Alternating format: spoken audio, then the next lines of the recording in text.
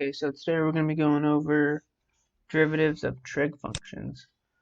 And I chose some trickier ones like secant, tangent, and cosecant because typically those are the ones that people have the most trouble with. So the first problem, f of x equals secant x over 1 plus tangent x, and we need to find f prime. So let's go ahead and write down our problem. Go to that, f of x equals secant of x over 1 plus tangent x. So we're going to have to use the quotient rule here since we have non-constants in the numerator and the denominator, unfortunately. So derivative of the top, which is derivative of secant, is secant tangent. Secant x, parentheses, times tangent x.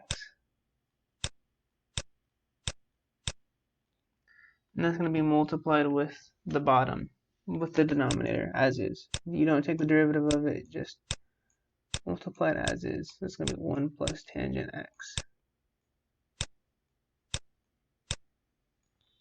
Now we're going to put this in brackets. And then we're going to subtract that with the next part of the equation, which is the numerator as is. So we already took the derivative of the numerator. The numerator as is just secant x. And then we're going to multiply that with the derivative of the bottom. The derivative of 1 is 0. The derivative of tangent x is secant squared.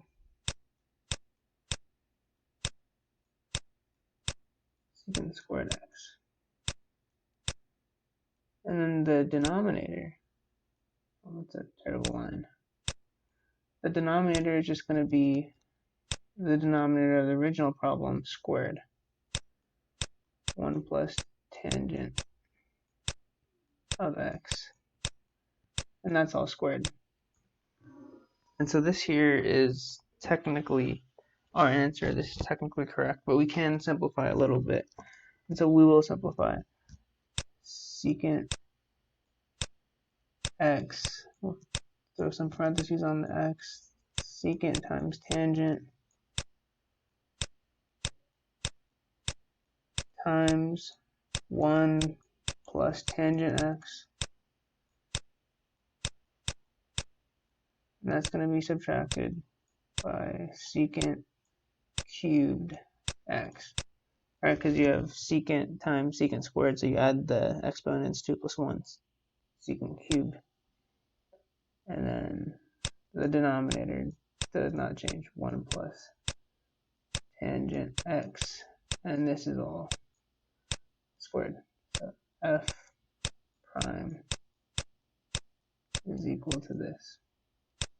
Let's go ahead and highlight. This here is our answer. Okay, next problem. F of x is equal to cosine minus x times cosecant x. Find f prime. So f of x is equal to cosine x minus x cosecant x. So the harder part is definitely going to be this x cosecant x. This cosine x part is very simple. So I'm going to underline this. This is the blue part of the problem. So the derivative of, we can go ahead and write down our f prime since we're taking the derivative now. The derivative of cosine x is negative sine x. You just have to know that from memory. I'll underline it in blue to show you that that's the blue part. Now we're going to do the rest of the equation, the rest of the problem, which will be the green part. So we're going to write down a minus here, and then the bracket. The bracket is the entire derivative of the rest of the problem. So this is just a simple product rule for derivative. Derivative of x is 1 times the second part as is, so just cosecant x, cosecant x. And then the second part of this derivative will be x as is, the first part as is, and the derivative of the second part.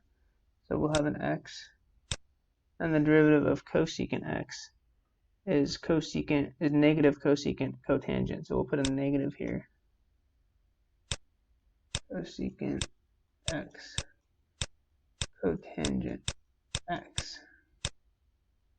Put parentheses around the x's. Okay. So that's our derivative so far, and this is actually the final answer. This is all correct here. But we can still simplify, so I'll simplify.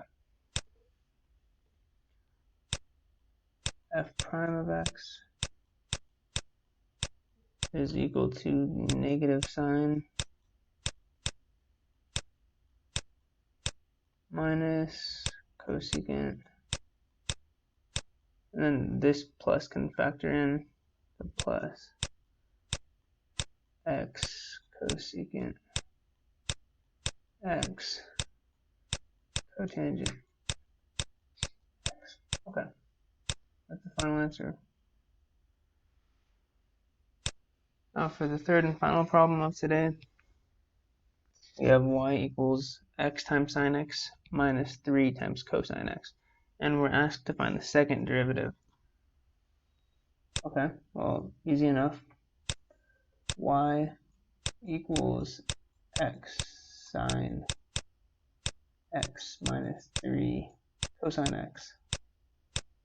Okay, let's go ahead and take our first derivative, dy dx.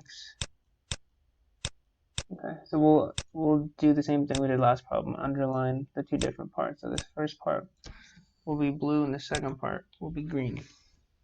And the first part is definitely the harder part. It's the derivative of x sine x. We're going to have to use the product rule again. So the derivative of x is 1 times sine x. Sine x. Now the derivative of sine x is cosine x times x as is. So plus x cosine x.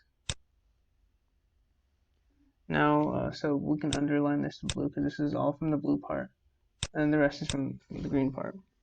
The derivative of cosine is negative sine, so you have a double negative here, which will cancel out. Negative 3 sine.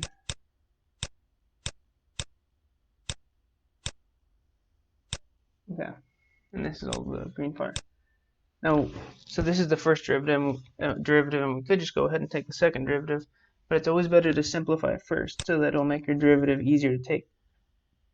So we'll rewrite this in a simplified version. dy dx is equal to, so we have sine x here, and we have 3 sine x here, so we can actually combine those together into 4 sine x. 4 sine x. And then we have x cosine. We can't simplify that at all, so just leave that as is, plus x cosine x. And so now we can go ahead and take our second derivative, and this is a lot easier to do with 2 terms instead of 3 terms. d squared y dx squared. The derivative of 4 sine x. I'll go ahead and underline this in blue. This will be the blue part, and this one will be the green part. 4 sine x, the derivative of 4 sine x is just 4 cosine x.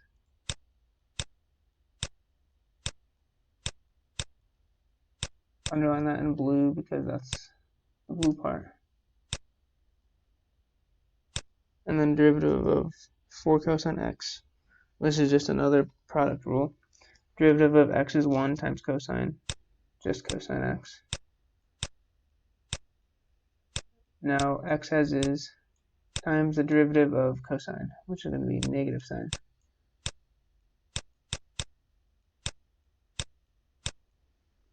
And this is all from the second part. This is the green stuff. Okay, so this is your final answer. This is correct, but we can simplify terms. As you can see, we have 4 cosine here and then just 1 cosine, so we can combine that into 5 cosine. So dy squared dx squared becomes 5 cosine x minus x sine x. And that's the final answer.